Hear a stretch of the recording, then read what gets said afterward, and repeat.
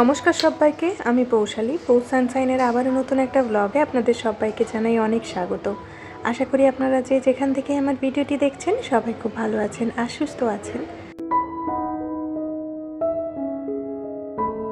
এখন বাজে প্রায় দুপুরবেলা 12টা মতো। আজকের ভিডিওটা আমি এখন থেকেই শুরু করলাম। এই যে আমি রান্না বসিয়ে চলে গিয়েছিলাম মেয়েকে ওঠাতে, ওকে স্নান ধান করিয়ে ঘুম পাড়িয়ে দিয়েছিলাম। আর ওকে ওঠাতে গিয়েই না আমার বেগুনটা গিয়েছে পুড়ে। বাচ্চা ছোট থাকলে কিন্তু মাঝে মধ্যে রান্নাবান্নার এরকম একটু একটু ভুল হয়েই থাকে। আর আজকের ভিডিওটি প্রথম থেকেই আপনাদেরকে বলে দেই, আমি যেখান থেকে ভয়েস ওভারটা দিচ্ছি সেখানে কিন্তু চারিদিকে ভীষণ আওয়াজ হচ্ছে। তো আজকে ভিডিওটা দিতে পারবো কি না তা আমার জানা ছিল না, তাও আমি কিন্তু আমার দিক থেকে পুরোপুরি চেষ্টা করছি যাতে ভিডিওটা আমি আপলোড দিতে পারি। তো আপনাদেরকে তো আগেই আমি জানিয়েছিলাম আমি ভেলোরে রয়েছি, তো এখান থেকেই এখন ভয়েস ওভারটা দিচ্ছি। খুবই সমস্যা হচ্ছে। তো এখানটায় কি করছি না করছি সেটা কিন্তু ছোট ছোট মিনি ব্লগের মাধ্যমে আপনাদের সাথে আমি শেয়ার করার চেষ্টা করব। আমার এই জার্নিটা কিন্তু আপনাদের সামনে আমি তুলে ধরার কিছুটা হলেও চেষ্টা করব। তো আশা করি সেখানটায় আপনারা আমাকে একটু হলেও ভালোবাসা দেবেন। আর এই যে রান্নাটা আমি সেরে ফেললাম এখানটায়। আজকে বানালাম একটুখানি দই বেগুন। শ্বশুরবাড়ি থেকে এই বেগুনগুলো এসেছিলো, তো বেগুনগুলো শুকিয়ে যাচ্ছিলো দেখে আমি ফাইনালি একটু দই বেগুন বানিয়ে দিলাম। একটু কালো জিরে আর কাঁচা লঙ্কা আর দইয়ের মধ্যে সমস্ত গুঁড়ো মশলাগুলো দিয়ে ভালো করে ফেটিয়ে নিয়েছিলাম। তারপরে তেলের মধ্যে দিয়ে মশলাটাকে কষিয়ে নিয়ে ওর মধ্যে ভাজা বেগুনগুলো দিয়ে নামিয়ে নিয়েছি। আর এই যে এদিকে বানাচ্ছি একটুখানি সয়াবিন আলুর তরকারি। প্রথমে এই সয়াবিন আলুটাকে আমি সেদ্ধ বসিয়ে দিয়েছি, আর এদিকে মশলাটা কষানোর জন্য একটু আদা, টমেটো আর ক্যাপসিকাম দিয়েছি আর একটুখানি গোটা জিরে। ক্যাপসিকাম দিয়ে কিন্তু নিরামিষ তরকারি গ্রেভি খুব সুন্দরভাবে বানানো যায় আর খেতেও ভীষণ টেস্টি হয়। এই যে এদিকে মশলাটাও কিন্তু আমার পেস্ট করা হয়ে গিয়েছে আর সয়াবিন আলুটা সেদ্ধ করে রেখেছি। যতক্ষণ ওদিকে ঠান্ডা হচ্ছে আমি এই বাসন রাখার একটা ভালো করে খালি করে নিচ্ছি। আজকের ভিডিওটার জন্য বারবার আপনাদের কাছে আমি ক্ষমা চেয়ে নিচ্ছি। চারিদিকে কিন্তু খুব আওয়াজ হচ্ছে, আমি নিজে বুঝে উঠতে পারছি না যে আমি আজকে ভিডিওটা আপনাদের কাছে কেমনভাবে প্রেজেন্ট করছি। তাও চেষ্টা করছি আমার দিক থেকে যে আপনাদের মনে একটুখানি জায়গা করে নেওয়ার জন্য। কারণ মানুষের মন তো, এটা আমি বিশ্বাস করি যে আমি যদি একবার আপনাদের মন থেকে হারিয়ে যাই তাহলে দ্বিতীয়বার জায়গা করাটা ভীষণ কঠিন হয়ে যাবে আমার জন্য। আর এই মুহূর্তে সত্যি বলতে কি আপনাদের সাপোর্ট আর ভালোবাসাটা আমার জন্য ভীষণভাবে জরুরি। তাই এত কঠিন পরিস্থিতিতেও আমি চেষ্টা করছি আপনাদের সঙ্গে আমার ডেইলি লাইফের কিছু পার্ট শেয়ার করার জন্য। আর এখানে কেমনভাবে দিন কাটছে সেটা যদি আপনারা জানতে ইচ্ছুক হন তাহলে অবশ্যই আমাকে জানাবেন। যতটুকু পারবো ততটুকু আপনাদের সাথে অবশ্যই শেয়ার করার চেষ্টা করব। যদিও এখনও অবধি এখানে এসে এত ব্যস্ততার মাঝখানে ভিডিও করার সুযোগ সময় কিছুই হয়ে ওঠেনি। তো কিছু কিছু মিনি ব্লগে শ্যুট করে রেখেছি, সময় সুযোগ পেলে অবশ্যই সেগুলো আপনাদের সাথে শেয়ার করব। আসলে ভেলোরে ডাক্তার দেখাতে আসাটা কিন্তু সুখকর কিছু নয়, এটাও অনেক বেশি কঠিন আর অনেক বেশি স্ট্রেংথের প্রয়োজন পড়ে এটার জন্য। তো সেটার মধ্যেই আমি এখন স্ট্রাগল করে যাচ্ছি। তো যাই হোক, অনেক কিছু কথা বলে ফেললাম, তার মধ্যে বলে ফেলি ওদিকে কিন্তু আমার রান্নাটাও হয়ে গিয়েছে। আর যেহেতু রান্নাটা করতে আজকে দেরি হলো তাই মেয়ের জন্য একটুখানি দই ভাত করেছিলাম, ওকে দই ভাতটা খাইয়ে দিয়েছি। ও ঘুম থেকে ওঠার পরে কিন্তু ওর ভীষণ খিদে পাচ্ছিল, তাই ওকে আগে খাইয়ে দিয়েছি। আর এই যে এদিকে কিন্তু রান্নাটা বসিয়ে আমি টুকটাক কাজগুলো সেরে ফেলছি।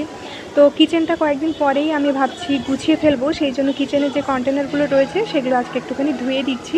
তো এগুলো কিন্তু অনেক দিন হয়ে গিয়েছে আমার ধোয়া হয়নি। আসলে ছোটোখাটো জিনিস তো, এগুলো একটু মেনটেন করতে দেখেছি সময়ের প্রয়োজন হয়। তো সেই সময়টা এই মুহূর্তে আমি কিচেনে দিতে পারছিলাম না বলে তো অনেকটা বেশি নোংরা হয়ে গিয়েছিল এগুলো। তো এগুলোকে ধুয়ে একদম রেখে দিয়ে যাব। ভেলোর থেকে ফেরার পরে ভেবেছি এগুলো বের করে আবার জিনিসপত্র ঢুকিয়ে রাখবো।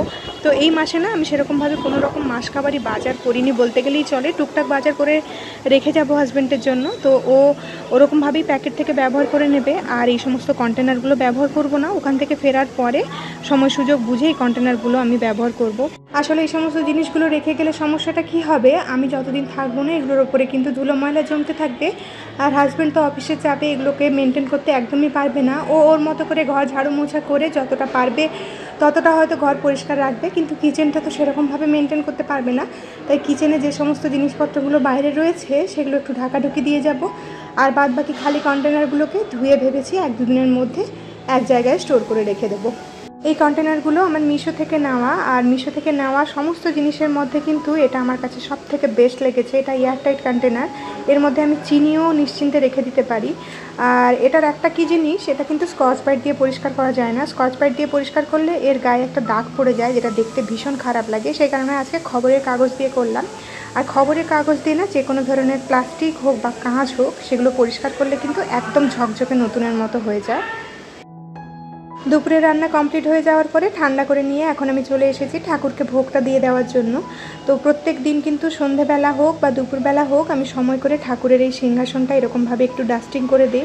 বাড়ি ক্লিন করার যেরকম একটা আমার কাছে রুটিন রয়েছে, সেরকম কিন্তু ঠাকুরের আসনটা ক্লিন করা আমার প্রত্যেক দিনের রুটিনের মধ্যে একটা কাজ বলতে পারেন। প্রত্যেক দিন আমরা যেভাবেই বাড়ি পরিষ্কার করি না কেন, কোথাও যাওয়ার আগে কিন্তু বাড়িটাকে একটু বেশি অর্গানাইজ করে যাওয়ার প্রয়োজন আমার মনে হয়। কারণ আমরা যখন বাড়িতে থাকি না, আর হাজব্যান্ড যখন একা বাড়িতে থাকে, ওর হাতের কাছে সমস্ত কিছু জিনিসপত্র দিয়ে যাওয়া হোক বা বাড়িটাকে একটুখানি ওর মতো করে গুছিয়ে দিয়ে যাওয়ার প্রয়োজন আমার মনে হয়। তো সেই কারণে আমি এই কাজগুলো আজকে সেরে ফেলছি, আর কয়েকদিনের মধ্যেই বেরিয়ে যাব। এই দুটো বাস্কেটের মধ্যে আমার ডেইলি ওয়্যারে জামা কাপড়গুলো রাখা থাকে, মানে আমার আর আমার হাজব্যান্ডের। আর রোজ রোজ একই জায়গা থেকে জামা কাপড় বের করে পরতে পরতে কিছুদিন পরে দেখা যায় জায়গাটা একটুখানি মেস হয়ে গিয়েছে। তো যখনই দেখি এরকমভাবে একটুখানি অগোছালো লাগছে, তখনই আমি এরকমভাবে আবার অর্গানাইজ করে রেখে দিই। তো যেহেতু বেশ কিছুদিনের জন্য চলে যাচ্ছি, তাই ভাবলাম এই জায়গাটা আবারও একটু অর্গানাইজ করে রেখে দিই। তো এই যে এদিকে কিন্তু এরকমভাবে আমি জামা কাপড়গুলোকে ফোল্ড করে নিয়েছি। আর এই বক্সের মধ্যে যদি আমরা এরকমভাবে জামা কাপড়গুলোকে অর্গানাইজ করে রাখি, তাহলে কিন্তু প্রত্যেকটা জামা কাপড় চোখের সামনে ভিজিবল হয়, আর একটা জামা টানতে গিয়ে আরেকটা জামা বেরিয়ে আসে না। তাই সবসময় চেষ্টা করি যখনই গুছিয়ে রাখবো এরকমভাবেই গুছিয়ে রাখার জন্য। আর এখানটা দুটো অর্গানাইজারের মধ্যে একটাতে রেখে দিচ্ছি সমস্ত লোয়ার পার্ট, আরেকটাতে আপার পার্টগুলো রেখে দিচ্ছি, যাতে খোঁজার সময় খুব একটা বেশি সমস্যা না হয়। আগের সমস্ত ভিডিওগুলোতে আপনাদের করা কমেন্টের উত্তর আমি এখনও অবধি দিয়ে উঠতে পারিনি, তো চেষ্টা করব সময় বের করে কমেন্টগুলোর উত্তর দিয়ে দেওয়ার জন্য। আসলে যেই জায়গাটাতে রয়েছি সেখানটায় কিন্তু নেটওয়ার্কের খুবই সমস্যা, আর যখন হসপিটালে যাই তখন এতটা ব্যস্ত থাকি যে এই সমস্ত করার একদমই সময় পাই না। আশা করি এই ব্যাপারগুলো আপনারা একটুখানি বুঝবেন আর আমাকে আগের মতোই ভালোবাসা দেবেন। আসলে এই জার্নিটা কিন্তু আমার জন্য অনেক বেশি কঠিন, যারা আপনারা মা নিশ্চয়ই বুঝতে পারছেন। যখন আপনার চোখের সামনে আপনার সন্তানের কিছু একটা সমস্যা হয়, তখন সেই ব্যাপারগুলো একটা মায়ের মনে কতটা বেশি দাগ কাটতে পারে। তা সত্ত্বেও আমি চেষ্টা করছি নিজেকে শক্ত হাতে দাঁড় করিয়ে রেখে বাকি জীবনটা অতিবাহিত করার জন্য। যাই হোক, ওদিকে কিন্তু আমার জামা কাপড়গুলো ফোল্ড করা হয়ে গিয়েছে। এখন যেই জায়গাটাতে রাখি সেটা একটু ভালো করে ডাস্টিং করে নিচ্ছি, আবার জায়গা মতো গুছিয়ে রেখে দেবো। হাজব্যান্ডের হাতের কাছে সমস্ত কিছু গুছিয়ে রেখে দিয়ে যাচ্ছি, যাতে ওর কোনো রকমের কোনো সমস্যা না হয় আমি যে কটা দিন থাকবো না। আর ওই তো ওদিকের কাজগুলো সেরে এখন আমি চলে এসেছি কিচেনটাকে ক্লিন করে নেওয়ার জন্য। একদিকের গ্যাসে আজকে রান্নাটা করেছিলাম, তাই আরেক দিকের গ্যাসটা না পরিষ্কার রয়েছে।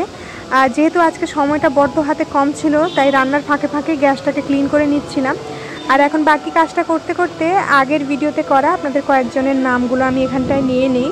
দীপা দাস, নিট ট্যাঙ্গেল, সুপ্রিয়াস লাইফস্টাইলে সুপ্রিয়া দি, সিম্পল আস, ঝুমা সাঁতরা, পপি ঘোষ দিদি ভাই, কাই, দীপ পাইন টক্স আর মান্টা রয়। তো কাই দিদিভাইয়ের কমেন্টটা পেয়ে আমি খুবই খুশি হয়েছি। আমাকে খুব সুন্দর একটা দিদিভাই কমেন্ট করেছে। তো দিদিভাই আপনার নামটা কি আসলে সেটা আমাকে অবশ্যই কমেন্ট করে জানাবেন, মানে আপনার আসল নাম কি আর আপনি কোথা থেকে দেখছেন সেটাও আমাকে অবশ্যই জানাবেন। সত্যি কথা বলতে কি, আপনাদের মতো কয়েকজন মানুষের কমেন্টই কিন্তু আমার মনের শক্তি, আমাকে অনেক বেশি শক্তি দেয় ভিডিও করার জন্য বা আপনাদের সামনে তুলে ধরার জন্য। আর আপনারা যে আমাকে দেখে এতটা ইন্সপায়ার হন বা এতটা শক্তি পান, সেটাও কিন্তু আমার কাছে অনেক বড় একটা পাওনা। আর আজকে আমার রুমের ব্যালকনিটা ক্লিন করার লাস্ট উইক ছিল, তো এই উইকেই আমার লাস্ট ক্লিন করা। তারপরে উইকে কিন্তু আমি বেরিয়ে যাচ্ছি, সেই কারণে আজকে একটু ভালো করে ক্লিন করে রেখে দিচ্ছি।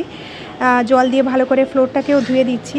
এই জায়গাটাতে না আমি একটা সেলফ বানানোর জন্য দিয়ে এসেছি, তো এক সপ্তাহে বানাবে বলে প্রায় 3-4 সপ্তাহ মতো হয়ে গেল এখন অবধি ওই কাঠের দোকান থেকে আমি সেলফটা পাচ্ছি না। জানি না কবে হাতে পাবো। এখান থেকে ফিরে যেতে যেতে মোটামুটি আমার 15 থেকে 20 দিন মতো লাগবে। তো তার মধ্যে যদি পাই ভালো কথা, তা না হলে এটার জন্য আরেকটা অল্টারনেটিভ আমাকে চিন্তাভাবনা করতে হবে। তো এই কাঠগুলো আমি ওই কাঠের দোকান থেকেই নিয়েছিলাম, তো এর ওপরেই জিনিসগুলো রেখে দিয়ে যাচ্ছি, মানে টবগুলোকে, যাতে হাজব্যান্ডের খুব একটা সমস্যা না হয়, ওকে আর এই ব্যালকনিটা ক্লিন করতে না হয়। আসলে যাওয়ার আগে বাড়িটাকে একটু ভালো করে অর্গানাইজ করে দিয়ে এই কারণে আমি যাচ্ছি, যাতে যাওয়ার পরে আমাকে কিছুদিন এই সমস্ত কাজে হাত না দিতে হয়। কারণ ওখান থেকে ফিরে আসার পরে আমি বুঝতে পারছি বেশ কয়েকদিন কিন্তু আমাকে রেস্ট নিতে হবে, কারণ এখানটায় ভীষণ হেক্টিক একটা শিডিউল চলে। প্রায় প্রত্যেক দিন বলতে পারেন 8 থেকে 9 ঘন্টা বা তারও বেশি হসপিটালে কাটাতে হচ্ছে। তো সেই সমস্ত গল্প পরের কোনো ভিডিওতে আপনাদের সাথে আমি করব। আর এই যে এদিকে কিন্তু আমি ব্যালকনিটা ক্লিন করে এখন চলে এসেছি জামা কাপড়গুলোকে আয়রন করে নেওয়ার জন্য। আজকের ভিডিওর প্রেজেন্টেশনটা কেমন হলো তা আমি জানি না, খুবই তাড়াহুড়োর মধ্যে আজকের ভিডিওটা আপনাদের সামনে আমি প্রেজেন্ট করছি। কেমন লেগেছে অবশ্যই আমাকে কমেন্ট করে জানাবেন। আপনাদের করা এক একটা কমেন্ট কিন্তু আমাকে অনেক বেশি মোটিভেট করে। এই মুহূর্তে আপনাদের করা কমেন্টগুলো আমার কাছে সত্যি বলতে থেরাপির মতোই কাজ করে। অনেক বেশি মোটিভেট হই আপনাদের কমেন্টগুলো পড়ে। আর এখন কিন্তু চলে এসেছি হাজব্যান্ডের জামা কাপড়গুলো আয়রন করে রেখে যাওয়ার জন্য।